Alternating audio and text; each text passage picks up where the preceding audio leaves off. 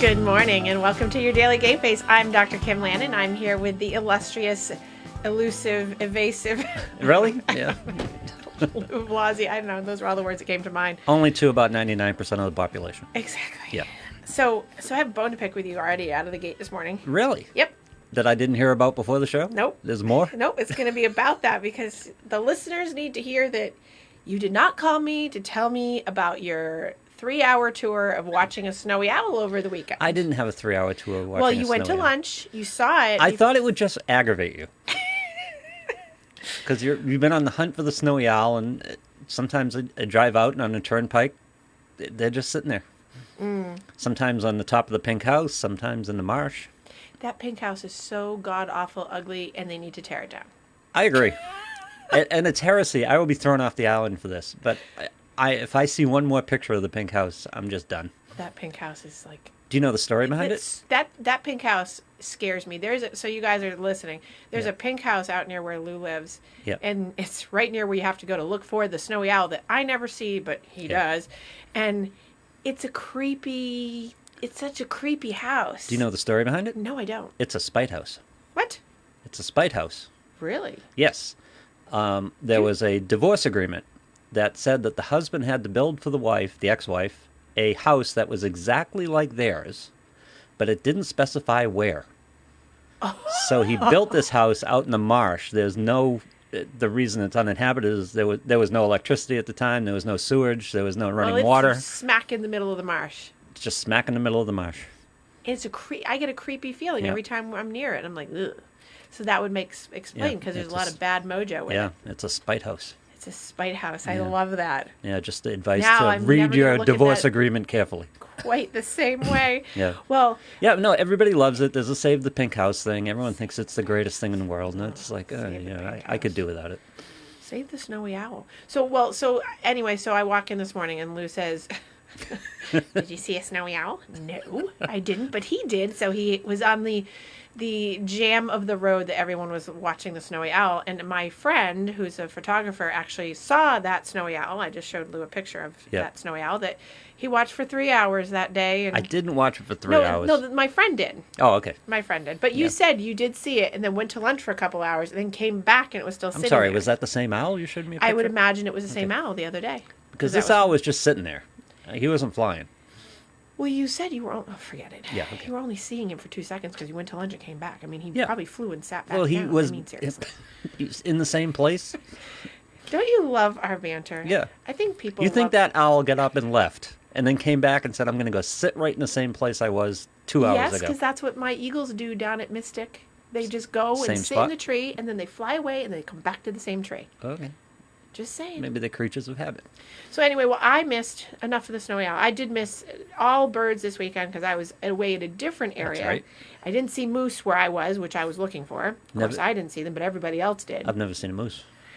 Well, I haven't seen a moose live since I was a child, and we have been on the hunt for that. So much so that, because this is good for my mental health, because you know how much I love animals, so we have gone on the tours that are 99% always see them. We went on the tour 2 summers ago and still didn't see them. Really? On a night that they'd had 99% hit rates every single night all summer long, and Because this weekend, I just declared it a bucket list thing for the summer that I'm going to see a moose.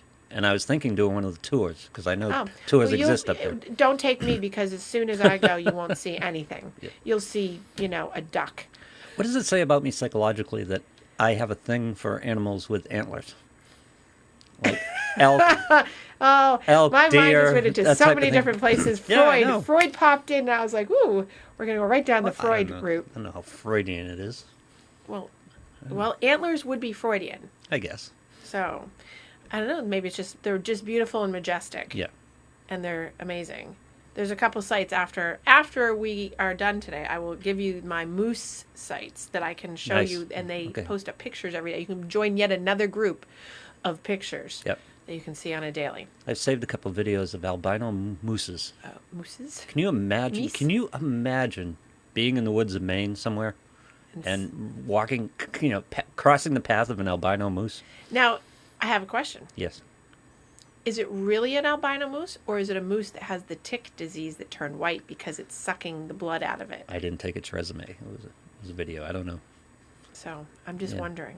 Because I know that there are albino moose, but I know that... There's a tick thing that So yes, there's a takes tick-borne... all the pigmentation out of. Well, it kills the moose, so it makes Yeah. them look ghost-like. Okay. And so it's a disease I mean, that they ghost get... like pale, because this moose was white. I mean, it was. Oh, yeah. No, Yeah. they get like pale and Yeah, no. like, ashy, Yeah. ashy color. So Ghostly. ghosty. No. Yeah, they look No, ghosty this because one they're was dying. white. The ticks Yeah. are right. Well, now that we've had our animal husbandry Yes. lessons for the day, so today, happy St. Patrick's Day, by the way. I know. I keep forgetting. I know. I'm not wearing a stitch of green, and I Me neither. am Irish. I know. Me I'm too. actually, so here's the thing, a Jean thing, because you know how I did St. Valentine's Day, and I was like, oh, well, here's what it is. I never even looked up St. Patrick's Day to find out really where the origin is, even though I have an idea because I grew up under, the corned beef and cabbage and all that stuff. St. Patrick, snakes. I mean, I, what more origin do you need to know? yeah, exactly. I don't know. But the St. Patrick's Day, I just lost my train of thought because you started talking about snakes. Sorry. But St. Patrick's Day is quite big and in many people's lives, and I realized that when I did my DNA, much to I'm sure my family's dismay, I'm very minimal on the Irish side and much more Spanish. Really? I'm New Iberian, which will make Steve, if you're listening, I know that cracks you up when I say that, so I'm going to say New Iberian one more time because when I say it, I know that he laughs and they like to pick on me. Steve As opposed to Old Iberian? What? As opposed to Old Iberian? Yes, it's just what it's. I just read what it says on my thing, Okay, So it's. You got to I'm from explain this. Spain. You got to I'm from explain Spain. this to me. Okay. If we were here in the U.S., right? Is there a DNA difference between somebody who lives in Massachusetts and somebody who lives in Pennsylvania? Well, of course, we're Well, immigrants. there's a DNA difference in the human being who they've crossed with I another see, human being, but in terms of DNA It's as like, a what's the human difference being, between France and Spain from a DNA standpoint? What's the difference between France and Spain? And Well, because there's markers. Yeah. There's certain genetic markers. Are you being serious? Because I'm going to answer this Semi-serious, seriously. yeah. Okay, because I'm going to no. answer it seriously. So there are certain genetic markers for each ethnicity, each color of skin, each hair follicle, eye color. So we have the same gene codes, but then it's how they're mixed, and Yeah. then what the markers are on the DNA. I'm losing my voice. On the DNA itself as the marker. So it's kind of like when we talk about ADD or depression or addiction. There's genes for that, and how do we know? Because there's special markers that are labeled for, and you can see them in the coding and how they're combined. So there's nothing between someone that lives in France or Spain, because they're both human beings by DNA code, but then there's differentiations based on who made them, Right. and who came together with whatever color of hair and eyes and where they came from for skin and whatever. I'm guessing there was a lot of interaction between the French and the Spanish. I- Going back as long as there were French I and would- Spanish. I would think that anything in that whole region Yeah, exactly. is a huge crossover, which sort of I can see that in my DNA, lineup where, because it matches it all out. Have you ever done that? Yeah. Okay, so the DNA lineup on 23andMe, that's what I did. And it gives you every single little last stitch of what you could possibly be. Yep. And, in order of how it falls out. And But it's we're just- Irish. There were a lot of interaction with the English, and yet I don't Right. show up a lot of English in my DNA. Well, so there's Irish. So going back to St. Patrick's Day, so there's a lot of Irish, but I'm not as much Irish as when you grow up. You're like you're half Irish and you're half this. And Right, it's like yeah. no, I'm not. Yeah, make it simple. Yeah. But so, don't dig into that too deeply, because I did my DNA on Ancestry, Yep. and they do updates all the time, and things change rather significantly. They do updates on mine too, because they say but nothing changed from where I was from. It's more like who I'm connected to. Plus, on the last update, my daughter came up with 0 Italian, which is hard to believe. Because she's the mailman's child. No, if you saw her, I think we're all safe. But, Okay. Yeah. Okay. Yeah.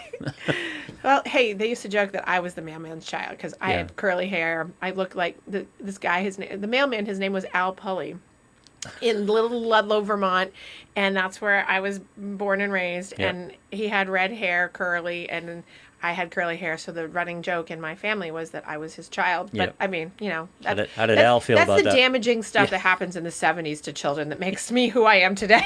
Yeah, I could see it. Yeah. Oh, my God. And if he's listening, I don't even know if he's still alive, but God, I'm sorry if I just outed you for that joke, Al. So today's topic, now that we've gotten through all of our other stuff, Yep. I'm going to talk today about wellness wheels. Do you know what a wellness wheel is? I do not.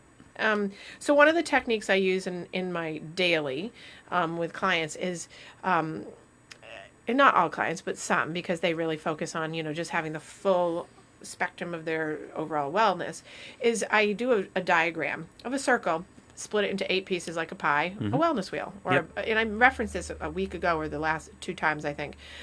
Just the different parts of it.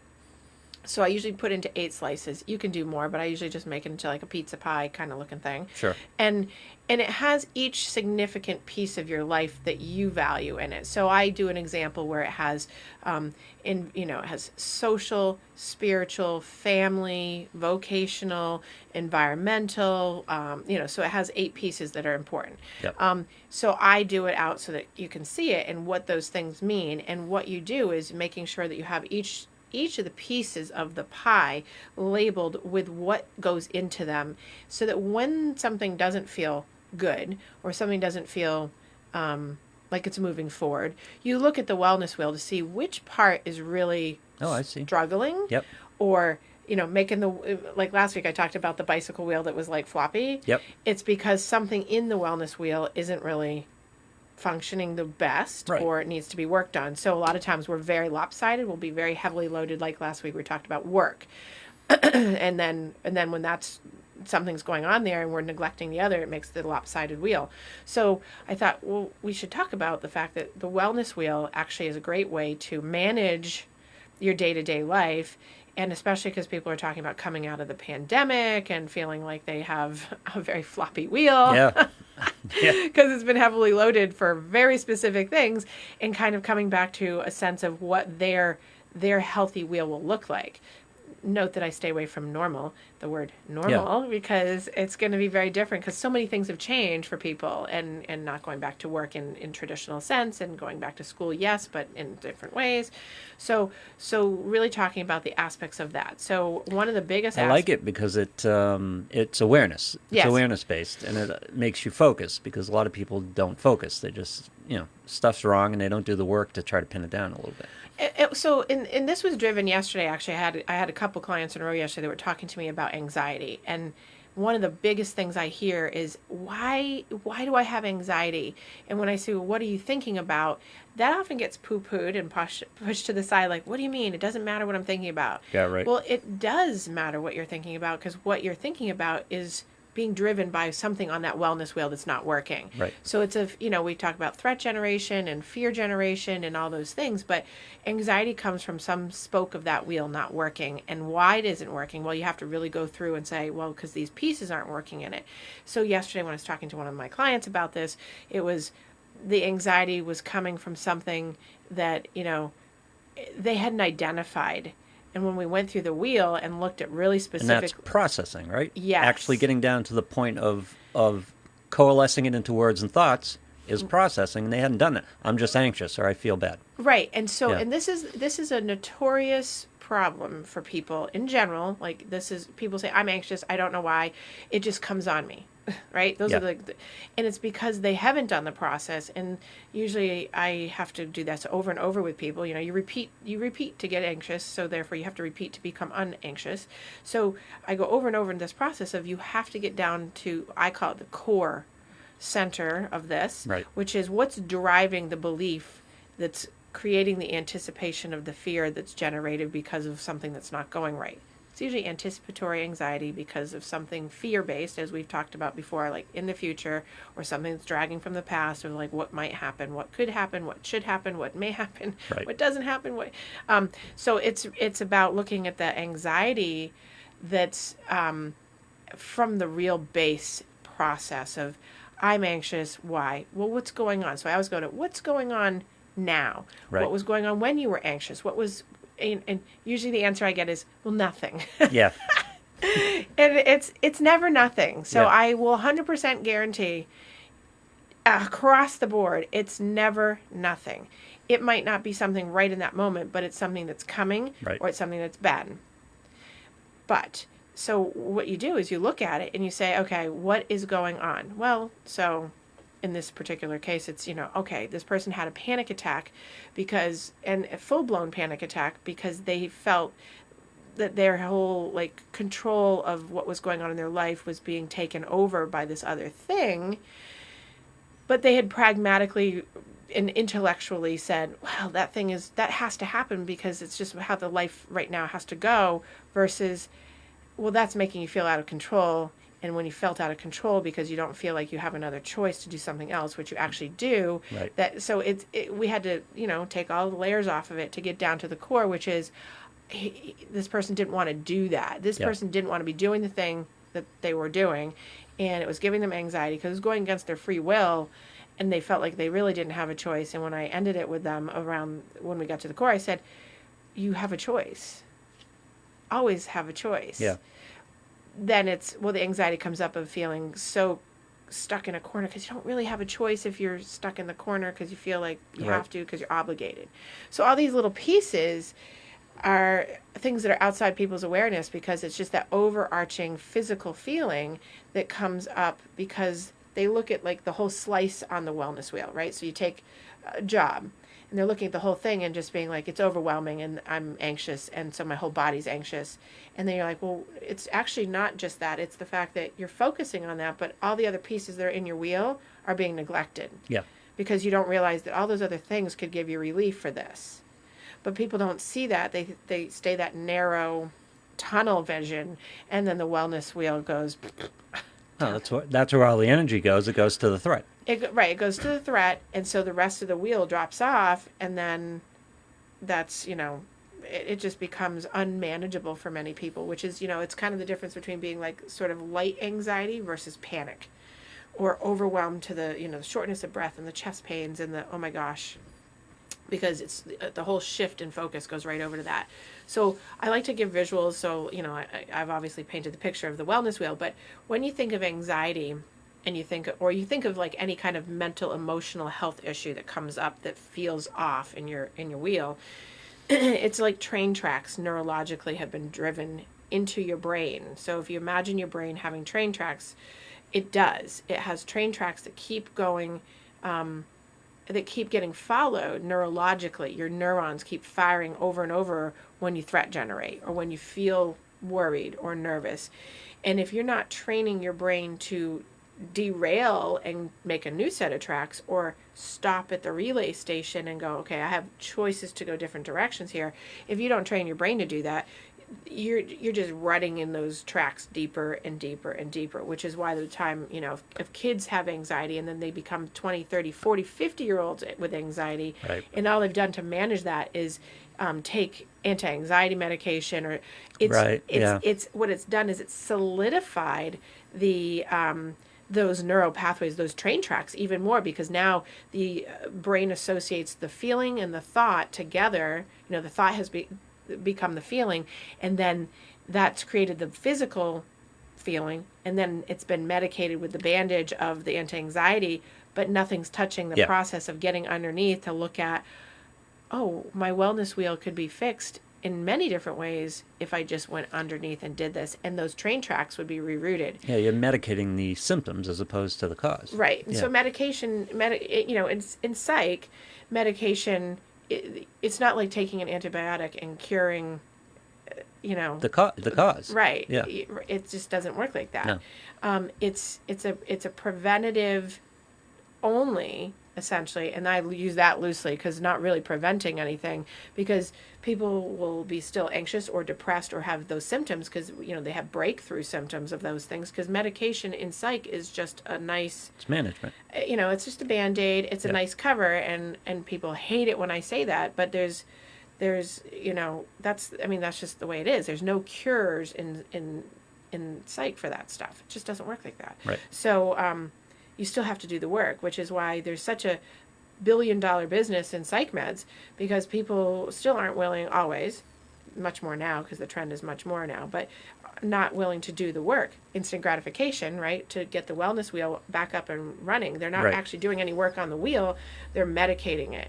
And when people don't do talk therapy, or they don't do, and you don't have to do talk therapy, it would be any piece of the wheel that, do yoga, go for a walk, take a drive, read a book, doing things that are outside of just sitting on that spoke that's not working is really the movement towards better wellness.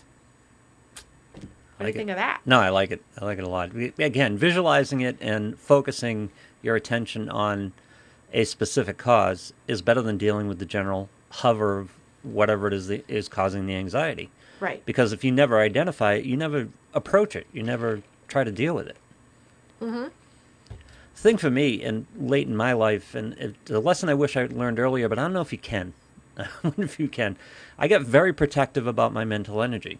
Because Right. what happens is whatever's drawing your anxiety is taking the large bulk of your mental energy. Mm-hmm. And what happens is, as we get into our 20s and 30s and 40s, our mental energy is demanded more and more and more.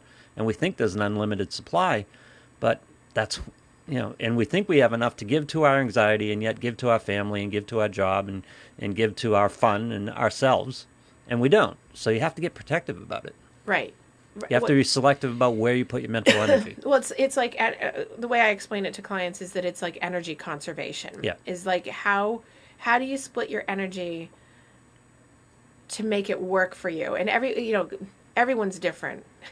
I get that question all the time of like, okay, what's the answer? Well, it depends. Yeah. That's my standard. It depends, and it's also individual based. There's kind of there's a global generalization that can be made for these things, but it's really based on who you are and your wheel, your own wheel. So, where's your energy being conserved? Yep. Or expended way too much, and how then do you look at it and fix it? And look at it, to me, looking at it as a return is important. In other words, I'm putting this much energy into this. Am I getting a return for it? Right. Is it easing my anxiety? Is it making me happy? Is it making me money? Is it, am I getting a return for this? So is it worth it? And what comes to mind immediately is social media. Right. The amount of mental energy we put into social media and fighting with demons that, we'll never meet, we never know. Right. Just railing. I mean, that's a lot of energy expended for no return. Right. Well, that would be dependent, because some people would say that there's a return because, for instance, if you have someone that's engaging in that and they enjoy the fight or they enjoy the debate, or they enjoy just putting out knowledge, they get a benefit. But most often, like you're saying, almost every person, I can't even think of one right now, that's social media driven in any way. Even when I'm on social media, if I see something that I'm like, ugh, it gives me a little, nervousness of like, oh man, why do you have to say that? Or why is that there? So, but I'm guessing you do what I do spike. is do that check. Right. It's like you start to go off and I'm going to write a return. And then go like, no, I'm not going to spend the next half hour writing a reply to this guy who's not going to get it anyway. Right. What's the point? Exactly. You just walk away. Right. And to the point though, there are people that do spend, and you see it over Sure. and over again, like thousands of words on stuff, and you just kind of roll your eyes going, it's not landing on anyone, but I was I'm that guy. hoping that they felt good. Yeah. That they had to say something because it's driving them, because there's nothing else, going on. That's where I usually end it in my head going, oh, you need a hobby. Yeah. Yeah. Because this is what you're doing all day, but yeah, so expending a lot of energy on the social. So that would go into the social wellness spoke. Yeah. And so if it's creating anxiety, a lot of times people don't realize that social media is creating anxiety, because it's just become so part of their train track that it's creating something in their life on a daily that's making them Or fight or flight constantly. You're always on alert, always on alert, always on alert. Or you're an adult child with your own family and you're worried about what your mother is saying about you, about what a Yes. sister or a sibling is saying about you. And it's Right. like, and they're in another part of the country and you have your own life, and it's like, why? Why are we putting any energy into this? And At a certain point, you get to, I'm going to spend my afternoon being upset for what my mother said about me, or what I So- think my sisters are saying about me. And that's Yeah. so that's the family wheel, and that's such a good point about how important looking at that piece is about what you worry about what other people think. That's probably one of the most common things I see in my practice across the board. All athletes, all kids, all, like, well, what will someone think? What will they think? And it's often this, I call it the committee, the nameless, faceless committee, because I'm like, who is this person that, you're worried about? Kind of like, I'm going to clean my house in case someone comes over. I don't know who they are, but they're coming. Yeah, right. Right? Well, it's the same thing as, well, who, but it's actually does have a face. And in the work that we're talking about, getting to the base of an anxiety, like being self-conscious or worrying about what other people are going to think about what you say, do, make a decision on, that's driven from childhood. It's a socially normed tactic, a parenting tactic to get you to conform. Mm-hmm. And you depending on how rigid that's structured in your train tracks in your brain, it gives you that feedback, a loop constantly that no one ends up having to speak it to you anymore. You've just known it in your life that, well, you've always got your parent in your head or that teacher in your head or whoever laid the tracks. Usually family lays those tracks. So when you're talking about the family wheel, and one of the biggest things is, oh, well, I'm worried about what my mom or dad or grandma or grandpa might say. It really, it's really worth looking at that, going, at the end of the day, here's my question: what does it matter? Right. How is that going to change their lives or your life? Who cares if you decide? I have an example of, I have a client who has I would say a controlling father. Yeah. And she's older, like late 30s, early 40s, and she doesn't make decisions based on what she wants. She does them based on the fear of, like, well, if he finds out and he doesn't like it, then I'm going to be in trouble. I'm like, you're 40. Yeah. You're 40. And just reminding her of her age, right? Yep. It kind of sets her into an awareness mode of, like, I'm like, what does that mean? Like, why are you at 40 becoming the little Sally, right, who's 4, because it meant something that Dad would be mad? It doesn't matter if Dad, you got a Jeep and he would rather you have an Audi. He's not driving it. Yeah. So why does it matter? Right? So, but this is a very common drive of wellness wheel stuff, is that people worry what other people are going to think. How Imagine being 40 years old and making a car decision based on what your parents want you to drive. Yeah. I mean, it's stunning. What I have clients who are in their 40s and 50s who still call their parent to find out if they think that the thing that they're wearing looks good. Yeah. Right? Yeah. And it's actually not, and it's not like a mental health issue, like these people are so crazy or something. No, it's actually really common. Yeah. It's really common, and it goes back to that talk we had many months ago about codependency. There's a codependency track in that, and there's lots of pieces that you can see familially, relationship-wise. You have your 2 wellness wheel pieces there, that I'm not secure enough in my own self, so I have to check in to make sure the decisions I'm making are okay, which means the person sits in their anxiety all the time. Yeah. The only reward there is you get to stop hitting yourself. Mm-hmm. It's not even like the parent is creating the punishment.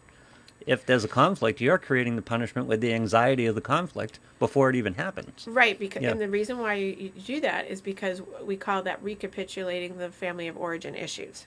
Say that 5 times fast. Yeah. The recapitulating of the family of origin issues. You don't have to have your parent there telling you that anymore. You've gotten it so ingrained in the train track that you're doing it yourself as a feedback mechanism to keep you in check. Right.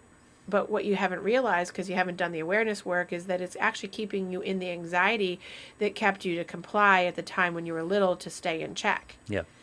And again, I always have to say, this is not blaming moms and dads. This is just a byproduct of how people get people to do things, and then it gets residual stuck. Yep. And then here we are as an adult with all this anxiety over worrying about, did I make the right decision? What do you think of my decision? Reassuring.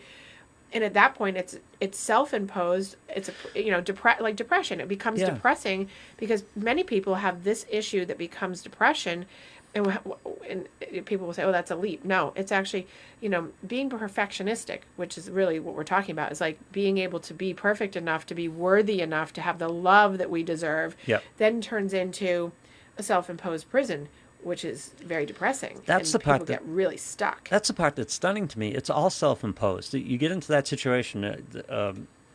Your parents disagree with the car you buy. You're 40 years old, and your parents disagree with the car you buy. What's the consequence of that? What's the downside? Well, and so I was listening to you. I was Yeah, reading no, I some of our understand. comments. The downside is, there's a couple things. Is that it's the fear of disappointing some. There's so many little caveats in the head. It's the fear of disappointing someone. What if they disagree because they've held that person's opinion to such a high standard? Yeah. It's kind of like you never want to get the look from your parent. I grew up with that look. And if you got the look, you knew you were dead, kind of thing. And you didn't want to have that look. And now, in my... Well, when you were a kid, there was a consequence to that. Right. As an adult, there's no consequence to that. Yeah. But you don't make that leap. Yeah. And that's why the anxiety stays, and I use that as a common example, because most people have the look from one parent that's like, oh, that look, I got the look, and it would stay. So that we socialize into, if you get a look, or if you're reading off of someone's social cue in their face or their body language, that there's a consequence. What the consequence is, who knows? Like, who cares? Who cares? Yeah. Who cares? And the consequence is self-imposed. It's the anxiety about that conflict that you're putting on yourself. Well, it's the anxiety that comes up, and what the consequence is internally is that you're interpreting shame or guilt. That you're either bad person, shame. Yeah. I am bad, or that I'm going to be perceived as doing something bad and not perfect, guilt. Right. And therefore, that keeps us in check and keeps that train track going. And we just do it automatically because it's what we know. So to change it, you have to stop the train and go, this is what you're doing. And this is what's happening. And what you just said, I feel like I say it at least 50 times a week going, who cares? Yeah. Who cares? And people stop literally like a track and they're like, well, what do you mean? I'm like, yeah. Why does it matter? Why does it matter? Well, because, they're my dad, or they're my mom, or they're my spouse. Yeah, but it's your decision. And how's it, unless it's imposing on someone else, and this is the way I look at it, right? Psychologically, unless it's imposing on someone else and crossing their boundaries and violating them in some emotional or physical or sexual way that's inappropriate to relationships, it doesn't matter. Right. Like, if you don't want to eat that, or you don't want to do that, or you don't want to go somewhere, it's okay to say no, or whatever it is, right? There is no negative consequence to your father to buy the car that he doesn't approve of. Right. Except for the fact in your head that you think he's going to judge, and he will, because this is, there's proof that he will judge it. Sure. Then it's just a matter of, you go, well, but then what? But I didn't want that car. Yeah. I wanted this car. Yeah. But that comes from, so it's so deeply rooted in so many complicated pieces, because it's not just a clean straight line on the train track. It's got so many, I'm trying to keep the metaphor with the train track. It's got so many little offshoots that could be taken, that we're driven into stay on the track, and here's the things that keep us on the track by, well, if you do this, then this, and if you do that, then this, and if you do this, then that. This goes back to the thing I was talking about being protective of your energy. Right. Your mental energy. Because what happens is when you do that, you have to vet what you're spending it on. And you really have to decide whether it's worth it or not. And I think if you examine that, it's like, oh, I'm going to buy the Jeep. I want the Jeep. It makes me happy. Right. And you can, by the way, good choice. Always a good choice. Buy the Jeep. but you only have, when you realize there's a limit to your mental energy. Right. You're more protective of it, and you spend it on more worthy things. Exactly. You can't have all these holes in the bucket, all these things that don't mean anything, like some guy you don't even know on social media, right? Or your father's opinion of what car you buy, right? In your 40s. Exactly. You just decide, no, I haven't got the energy to give to that. Right. Yeah. Well, hopefully that's what you decide. And you would, so the hope for a wellness wheel is to divide your energy to be equalized, so that you have balance enough, so that you don't have the threat generation of the thoughts that you have becoming fears and then acting on them and derailing you. So, summarizing kind of what you just said is really putting your energy in the right places. but having to back up a step that you have to know where the energy is in the first place. Yeah. And human beings, anecdotally, at least in my world, in my practice of including athletes, they are spot on, for instance, in all their athleticism for the most part in terms of awareness. Yeah. But then you go outside their other parts of their wellness wheel and it's like zippity doo dah and don't know what's going on because the focus is here. So it's really about broadening the ability to look at all the pieces. And that doesn't mean it has to be 100% equal across the board. It has to just be with, are you checking in with yourself and living with an intention to know today's not going well. Why isn't it going well? Because this thing is and that thing isn't, but that's okay because I can still function with that. Most people just function, today's not going well. Today's a terrible day. I've told you this before. If I was always the person I was as an athlete, right, my life would have been a lot better and a lot easier. You learn things as an athlete. You learn about your mindset and your well-being as an athlete. right. And it's like, as I went further and further into my work, I kept thinking, I knew all this as an athlete. Why couldn't I ever apply it to real life? And a lot of it is about, and of course it's easier in athletics because it's a lot of it's quantifiable, Right. and you see gains and you see, losses, and you know. Well, it's more, so here's the thing is, to your point, so it's tangible in athleticism, right? It's very tangible, but all things in athletics transfer over, which is why I am a big push on parents to get kids into sports early. And that doesn't mean they have to be superstars. It means get them in because the life lessons it teaches across the board and keeping them connected to that throughout their early youth all the way up through.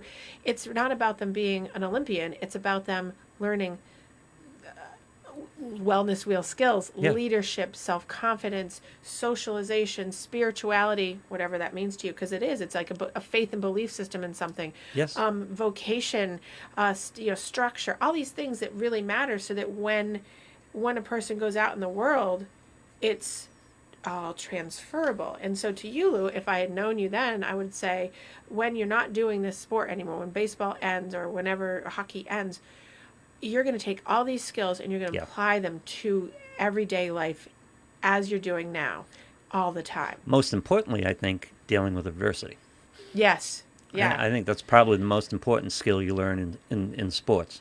And I think that's why it's so important for kids to have a sport or have an activity that's giving that kind of broad strokes, because you are training them to know failure, loss, winning, stuff in between, social interactions, how to manage relationships, how to it's such a great way to really encourage people to become healthier adults. Yeah. Because funny, you manage relationships. Just thinking back on it now, I underestimate the relationship skills that you learn as part of a team sport. Yes. That your relationships with your coaches, which is like your parents, your relationships with your teammates, or friends, and it's just there's ups and downs. You have to manage all that. You have to maintain it. There's a lot you learn there too, relationship skills. Well, and I think that's why, that's one of the questions I always ask of anybody that comes in my office is, if you're an adult, I'm like, what sport have you played and do you play? Because it gives me a sense of where they're at. Yep. Right? Which most clinical psychologists, I don't know if they ask that, but I sure know that myself and a couple other colleagues like me, we always ask that because it gives us information about who they are as people. Because if they played a sport, group or individual, it tells us a lot about what their wheel's going to look like. And if you are listening today and you're thinking, oh, I was a hockey player, or I was a gymnast, or I was a swimmer or skater, whatever it was, you can look at that and go, what did I learn? Really take a good awareness look at that. Like, what did I learn about how to be in the world? Mm-hmm. And maybe see if that gives you some kind of extra bump today in a good way of that taught me how to really function over here, and that taught me how. We just take everything for granted like that instead of looking at going, oh, I can actually apply what I did with Coach Kim and put it over there from 20 years ago. And instead of what people do is they compartmentalize it and they're like, okay, that's over now, and now I'm moving on. The memes that you've seen where some of you have never done this and it shows? Yes. For me, it's always in my head. It's some people have never played team sports and it shows. Yes. The people. You just run into people in life and you never played a team sport. Don't understand the concept. Right. And because it lacks the universal shared experience. Yeah. And I think everybody needs to have the universal shared experience of something, so they have they have a comrade group to go to. I know this sounds ethereal, and I don't mean it to be, but having something different than other than yourself to work towards. No, to work towards. Yeah. In other words, most people you run into they're in it for their gain, and your interactions, you see it. Their priority is their gain, and that's fine. We all have to take care of ourselves. Me. But in a work environment, in many environments, in a relationship environment, sometimes the realization, the greater good, the good of the team, the good of the relationship, the good of the job, the good of the, the product, the company. Sometimes, it's not only more productive to live that way, it's often happier to live that way. Well, and it's interesting because when you look at, now I'll get very psychological and very statistical and researchy, when you look at the diversity constructs around, Indonesian culture versus American culture, for instance, one of the happiness factors is really going towards what you're talking about is, Indonesian countries tend to be, they are collectivist. So it's all for all. Right. And not what we are, which is me. All for one. All for one. Yeah. So and that's Western culture is very much like that, but Yep. As United States and American culture, we're very much about that. And then it depends on the family you're in and who, whatever, in terms of being more collectivistic. But by and large, we have that mindset, which is one of the biggest complaints about the generations that are beneath us, is that it's become more I and going away from collectivist. And then we know developmentally, as people grow, they become more community based, in their 30s and 40s, and what Yep. can I give back and how do I leave a legacy? But that's been the concern in psychology, American Psych Association, and everyone's been doing a lot of research on how do we get the Gen Xers and all the, the other ones coming, the Zers and everything coming up to be like, oh, I hope they are community based, because there's so much focus on self. Because ultimately that's unsatisfying. I-based. Well, eventually. Ultimately it is. And you find once you get into a situation, if you're lucky enough to do it with a team sport and have success, right, and you realize that there is self-joy in being part of this bigger accomplishment, right, with a bunch of people. I mean, that's real joy, as opposed to just hoarding your own interests. Right. Yeah. Exactly. Well, and I think so to that point, because people will say, well, I'm an adult, there's no team sports to play, it's past my no. Yeah. So just so everyone knows, even in the pandemic, and this will be coming back for sure with a vengeance, because people are like ready to go, there are team sports for all kinds of things for adults. From you could be 20 years old all the way up to 80. As long as you can play and you can do it safely, it's out there. Yeah. So there's a kickball team for people. Yeah. Like there's softball for people, baseball, hockey leagues, for just rec for that. There's running groups. Obviously, I belong to a running group. That's like a huge thing. But just, in case you feel like, oh, I missed it, I didn't do that when I was a kid, or I didn't have that opportunity, you can still do it. But there are other non-sport specific things. You get on a committee to build a youth center. Right. The Habitat feeling, for Humanity, do anything like that. Absolutely. The feeling when the youth center gets built, you put a year and a half on fundraising or whatever is involved in it, and you get the youth center built. I mean, that's team sport. That's accomplishing a greater good. That's a sense of satisfaction. Right. Just being part of a community. Right. Yeah. And then so I have different patients running through my head, and and I'm thinking, oh, the answers to that would be like, I'm not social. I don't participate like that. And this would be the exact link why. Exactly. Because you don't do that because you didn't have the exposure to do that, so you don't know what the benefit of doing that is. So now there's I'm thinking of a couple that are like, well, it's scary, no one will like me. Right, but because you haven't been able to sit with the adversity of someone not liking you. Yep. Well, you sat with the adversity of someone not liking you, but you haven't been able to traverse that ground because you don't know how to get around it, to be like, okay, how do I do this? Because you never had the exposure. So it comes down to that exposure field for the wellness wheel of like, what are you exposed to be able to give yourself an upper leg or a hand up to get the anxiety to come down, to be able to do step out and do something new. Yep. But and I'm doing this podcast on the Gita. Yes. I'm 100 some odd episodes in now, and it's true when you just have the mindset of working for the bigger good, not to sound corny, But the bigger good, doing the right thing, Right. and helping out, the rewards just start coming to you. Exactly. And even the personal rewards Right. start coming to you. It's just a different mindset, and it's a different way of receiving, the good. It's amazing how it works. So, But you have to have some faith to get in there and just work for the greater good. right, and I think that I think it overwhelms people. Like when we talk like that, I think that when you talk in big spectrum like that, it goes, oh my gosh, that's so much, I can't do it. So if we just talk about it, like if we take the Gita and we just talk a little bit about, how about we just take a thought and go, what would we like to do for someone today? Yeah. Right? And of course, right in my head, I go to people go, nothing. see, I have like 17 conversations going on in my head and at one time. But here's the thing: it's baby. It goes back to baby steps, yes. like all of these things do. Yes. And this was a big thing at McDonald's for a while before the pandemic. Look at that! I must be promoting it. Or Dunkin' Donuts, and I would do it a lot. You just sit there, and it's judging, and I feel guilty about the judging part of it. But sometimes I look behind me in line. I do. I'll look behind me in line and say, I want to buy that person their coffee today. Oh, I do that. Yeah. Yeah. And it's like, I don't do it just to do the person behind me. Sometimes I'll look at them and go, they look like they're busy, or they look like they're upset, or, this mom is, going around with a couple kids. She's probably tired.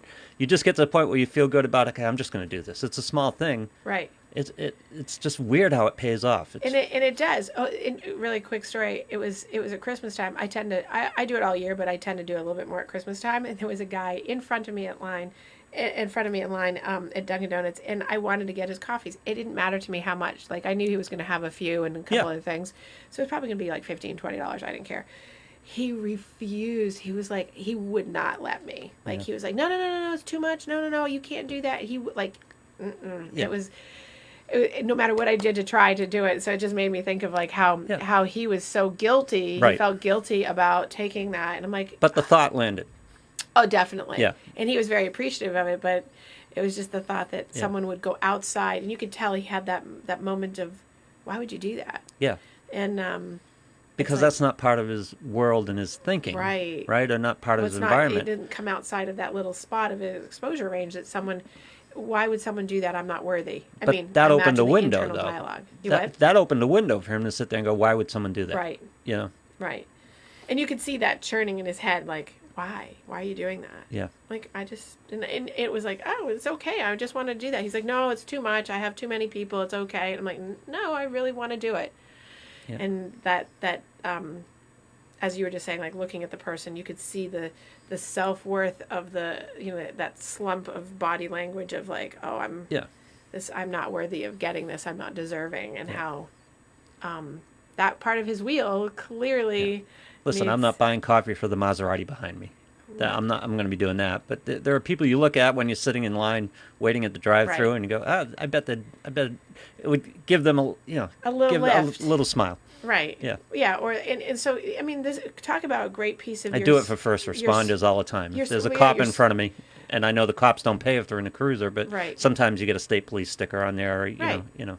Right, or firefighter sticker. Well, yeah, and I was going to say it's part of the spiritual piece of your, building a faith and hope in something. Okay, when people say spiritual, when I say it, I think like that. It's not about religion. No. So this is part of that spiritual growth for you. It's about being able to connect and do something nice in the world, conserving your energy by expending it in a really healthy community give back way that makes anxiety come down, because like, wow, you had a purpose to do something nice for someone, and it could be for some reason I end up with people in front of me a lot that tend to be a little bit older, or someone that's struggling physically, and they're counting out change. Yeah, exactly. Right, and they're short, and I just kind of like throw out like $1 and be like, "It's good, you're good," and they're like, "No," it's like, "Yep, I got it." Yep. Just because it's like, why not? What's the big deal? But it's and that spiritually grows them. Yeah. And yourself, and it's not because you're just doing something to get a kudo. It's like, wow, just take care of the other person, and that's how you're growing that. And I think a lot of people are missing that. Yep. I have conversations like that all the time about like, do something nice for someone else. Huh. The extra buck or two on a tip is a big thing too. Right.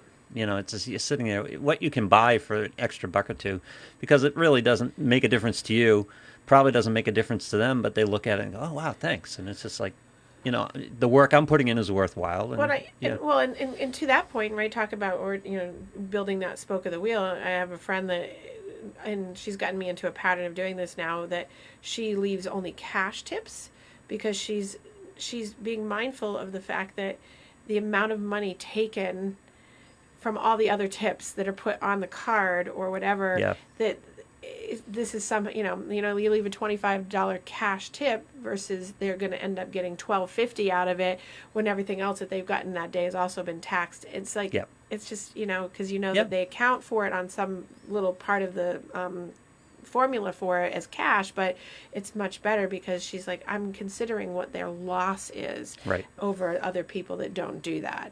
And that's a great shift in mindset to be able to just do that. Now to carry cash, that's a whole different thing. Yeah, that's what I was going to say. That's a bit of a sacrifice. Really hard because I never carry cash, so I'm like, so I've started doing that, but then I find that I use it. And not that place. Yeah, exactly. And then when I go to get it, I'm like, oh, I don't have that anymore. But yeah, so building. But that's also a mindset of dealing in the positive as opposed to dealing in the negative. Right. If you're swimming around all day in your parents, you're 40 years old, and your parents' dissatisfaction of a decision that you made, or you can swim all day and I'm going to help that person with an extra buck and a tip, or I'm going to pay them cash, or I'm going to buy a coffee for a guy behind me. It's just it's the same world. It's just you're looking out a different window. Right. Well, and so I was going to go back to sort of about that when we first started talking about like being conscious of what other people think, is the other theme of many people, and I get this a lot with people who I'm working with in addiction, is judgment, is how much judgment has been trained into you that you're being judged, therefore you have to judge everything you're doing because you're going to be judged. Yeah. And how that impacts your wheel. Across, like around the whole wheel, because I can think of like an example or 2 or 10 in almost every single wheel of I don't do or I do based on the judgment I think I'm going to get, get, I would be judging it, so therefore they must be judging it, that kind of thing. Right. And how to really take a good awareness look at that so that, because at the end of the day, again, it doesn't really matter. Yeah. Like if you chose the Jeep over the Audi, or if you got a cat and they didn't want you to get a cat, or thinking of the different examples, right? Yep. Why do you have that? Well, and it's not about what anybody else wants, right? Yeah. It's like, is it rational, reasonable, realistic for you? And God, you got to drive the thing. Yeah. Get something you want. Exactly. Right. Right. And in general, like it's basic things. People base their, when I work with people on weight loss or just eating in general, people socially base a lot of their decisions on what other people around them are eating. Yeah. And it's very subconscious. It's like, you go first. So the table starts getting normed, and the happiness of the moment is like, oh, if they're going to get that, then I'll get this. Instead of, and I'm notorious for being an last orderer because I never know what I want, but I don't base it off of what other people eat. I just want to go last because I want to be like, I don't know what I want. No, it's funny because I'm that person too, and I was just questioning why I do it. Right. You normally get to the table and it'd be like, start with them, I'll be ready by the time. I haven't quite made a decision, but I'll be ready by the time. Right. And I know that I actively don't make a decision based on what other people want, because I know this is part of the psychology of it. But by and large, when you sit down at a table, when someone starts ordering, how many times have you heard someone say, oh, I was going to have this, but I'm going to have what they're having because it sounds better. Yeah. Like all of a sudden it influences you. Or does the table get normed to the point where you've got 2 salads in front of you? Right. You're not going to go for the pasta. Right. But you got 2 pastas in front of you. You go, okay, I can go. Right. Everyone's sensibility is here for eating. That's to the point of where your wellness wheel is not you taking care of it. It's you doing the bidding of what other people are dictating as a group norm for you, and you didn't even realize that you participated in it, but yet you did. It's kind of like when everyone else is eating dessert, I won't eat dessert because I actively make a choice not to do that. Yep. Occasionally I'll do that, or I'll have like a little sliver because it's someone's birthday or something like that, but by and large, it's because I'm aware of it. So I ask people that are listening, be aware of where you're being influenced so that you don't feel like you have no say, or that you, after you've eaten something, you go, I shouldn't have eaten that. Why? Why did you eat it? Well, because it was on the table. Yeah. Like, well, you didn't have to. Yeah, but it was there. We're back to the observer position. Now, what did you call it the other day? I was trying to remember the term. The point where you're being buffeted by your mind and your likes and dislikes, your wants and the things you don't want, and there's another level above that takes a look and makes a more intellectual decision. In other words, your mind and your what's ingrained in you, your Right. Programming, your conditioning, Yes. keeps telling you things all the time, and a lot of people live in that, and that's who they think they are. Right. But then there's that consciousness above that hopefully makes some decisions and thinks about it, is more aware of it Right. than others. So yeah, that's I call it the so that's observer position. Well, Yeah. that's the ego observer. Yeah. It's your reality observing in. So I don't remember. I do remember what we talked about. Yeah, you had a phrase, and I go, "Oh, that's a great phrase for it." But I'll have to go back. Was yeah. it last week? I'll have to I go don't back. know. But you're usually doing it's the self observation with the ego. So it's the reality. It's the difference between I am angry and I feel angry. Feel angry, Yeah, right? yeah. Exactly. So because I am not angry, Right. I feel that way, Right. And being able to really designate it. My mind is telling me to be angry, Right. But my intellect is reasoning with that, Right. Hopefully, Right. Yeah. Exactly. yeah. So I'll have to go back and look, but it's essentially it's the ego observation. So Mm-hmm. it's checking in on the 3 R's: reasonable, rational, realistic, of what's really going on here in the space, to be able to see it for what it is, kind of thing. That's what I think you're referencing. Yeah.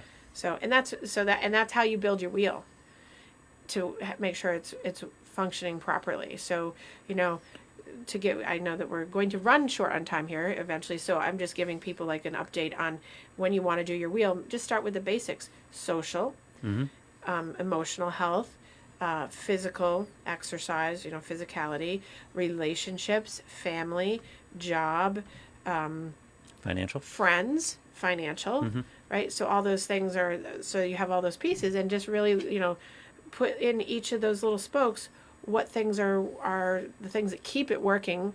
And then when it's on a simple day, when things are like, this hasn't been a good day, look at your wheel and go, where do I need to move this? I think what you're going to find too, one of the best things that are going to come out of that is you're going to find out how much you transfer. Right. You're having trouble with you're mad at your daughter, Right. but it's because your Something's going tax on. bill came due, Right. and you're a little exactly. bit strained financially, and you're transferring that anger into another part of your Right. Well, and it's a constant projection and deflection. Yeah. So it's the energy expenditure versus the conservation of like where are you expending it, because it's easier. It's like, oh, I had a bad day at work, but I'm going to come home and be a nightmare at home, kind of thing. It's like, well, yeah, but now you're moving energy from one thing to another that's not supposed to be there. Had it fight at home, so I'm going to take it out on social media. People Right. I don't know, I'm going to whip them. You go right back to that, Lou. It was a struggle we have to for have me. A whole session Yeah. for you on social media. It was a struggle for me. It's less so now. I know. Not much I at was all, gonna say, actually. there's not much going on. I mean, the fact that you turn on news at night and they're talking about Cardi B's grinding on the Grammys. And Bill Burr being canceled, yeah. Exactly. Yeah. So we've gone to cancel. Everyone's canceled. Yep. Cancel.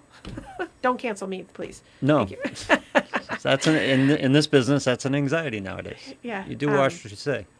So the takeaway today, though, is really go ahead and make a wellness wheel. Do your own. And then first step around it is just be super aware of it. Just having it as a visual. Yeah, and when you're upset or feel anxious or something, try to put a pin in what part of the wellness wheel is being invaded. Exactly. Yeah. Exactly. That's just a good start, because therapy takes time, obviously, and working through the process is way longer than I have to talk about it, even though we talked about the pieces of it. But it's really, if you could start there, that's just to be able to identify, and identifying something instead of going, I'm anxious and I don't know why. Yeah. Well, now you have the perfect tool to go, I'm anxious and I'm going to figure out why. Get a red thumbtack and just put it right in that part of the wheel. Center and right on one of the pieces that's not working, and then it's easier, because then you'll be like, oh, I know that. Because if I can leave anything today with people, is you're never anxious for nothing. Right. There's always a thought that has driven the anxiety feeling, and the thought's based on something that's past or coming, Right. that you're anticipating. That's not necessarily real. It's usually not Right. going to happen. That's the first question, right? Is this real? Right. Yeah. Yeah. Is what I'm upset about a real threat? Right. Yeah, real thing. Yeah. Right. Is it realistic that it's going to happen? Yep. So, All right. Well, this was a lovely week, and it is St. Patrick's Day, so everyone be careful out there. I know that there's places open. Yes. And doing fine Irish fare today, laddies. I know, I got to lasses. do something. Huh? I'm Irish. I got to do something today. Well, I'm kind of lost St. Patrick's Day. I know. That's why I didn't even wear green today. Yeah. I came in and no one's wearing green here. I'm like, where's all your green? They're like, we forgot. So, anyway, you guys have a fantastic week, and I will see you back here next week. All right.